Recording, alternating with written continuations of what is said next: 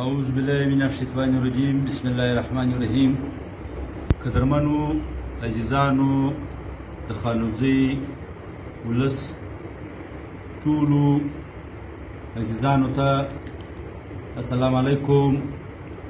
بعد السلامه محترمو عزیزانو د ولسی کمیټې یو هنګامي اجلاس نن په دفتر کې د ممبرانو په موجودګۍ کې وسو. هغه کې څو پریکړې وسوې چې هغه موږ وسطی ته د ویډیو په ذریعه ټول ولس ته دا د شعور د ټولو ولس دا خواست دی چې ډېر په سنجیدګۍ سره او ډېر په غور سره یو وار وي او پر دې باندې سوچ وکړي.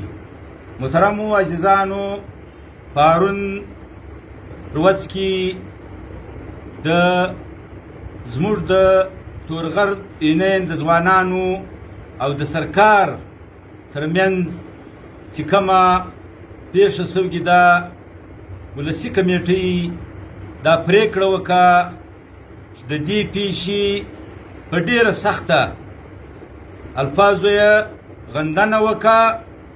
دا د سرکار لخوا چې کومه عمله پر دې ځوانانو یا پر عامو عوامو یا پر دکاندارانو کم فیرنګ سوی دی یا کم شیلنګ سوی دی، د دې د ولسي کمیټې له طرفه په سختو الفاظو یو وار بیا غندنه کوو او له بالایه کامزه دا اپیل کوو چې کوم چا دا کار کړی دی، چې کوم څوک په دې کار کې ملوث دي، هغه د دې پوری طور نوټس واخلي او له هغو دم بیا مطالبه کوو چې دا خلک د دې تحقیقات ته وشي، دا خلک له دې سټیشنه پوری طور د ټرانسفر اډر وشي. او دا امید ځین لرو چې د آینده دپاره به داسې واقعه نه پیښه شي. ولې چې دا تورغر یا دا کم کرم له دې غرضه وځي، دا موږ بلکل غیر قانوني بولو او د ولس په خلاف یو عمل بولو. نو لہذا په دې کې ده د ولسي کمیټې خانوزۍ سره رابطه وشي چې کوم کارونه دلته روان دي یا کوم عمل دلته کېږي. د خانوزۍ ولسي کمیټۍ چې دا کمیټۍ له ننه په 1982 کې جوړه سوې کمیټۍ ده چې په دې کمیټۍ کې د ټولې خانوزۍ د خاندانو باقاعده نمایندګي ده. او دا کمیټۍ هر 3 کاله بعد یا 4 کاله بعد باقاعده د دې انتخابات کېږي. باقاعده هر خاندان یو منتخب نماینده راستي. زموږ د خانوزۍ د چارو کاغه غر دی، کاغه مځکې دي، کاغه نورې داسې شخړې دي له قومو سره، له ګورمنټ سره، له هر ډپارټمنټو سره، که د مځکو حواله ده، که د ایجوکیشن خبره ده، که د صحت خبره ده، دا مکمل اختیارات له دې ولسي کمیټۍ سره دي. نو لہذا له دې خلکو ځه موږ دا ګزارش کوو، دا مو خواست دی که هغه دلته دا غرونه هر چا الاټ کړي دي، که هر څه مجلس وي هغه به له دې کمیټۍ سره طی کوي. دا کمیټۍ با اختیاره کمیټۍ ده چې دا فیصله دا پریکړه دا کمیټۍ وکړه.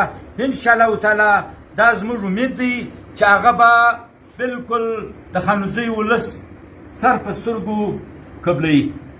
پاته سو پرون چې د کمیټۍ خلاف په یونین کې 2 کسانو یا 3 کسانو چې کوم الفاظ کړي دي، چې کوم غلط بیاني یې کړې ده، د دې موږ په سخت الفاظو مذمت کوو، غندنې کوو. او د آینده دپاره له دا ځوانانو دا امید لرو، دا توقع ځین ساتو چې د دې کمیټۍ احترام به کوي او د دې د کمیټۍ د فیصلو احترام به کوي، د مشرانو احترام به کوي چې کوم چا نومونه اخیستل سوي دي. په دې کې د کمیټۍ د ممبرانو نومونه باقاعده اخیستل سوي دي.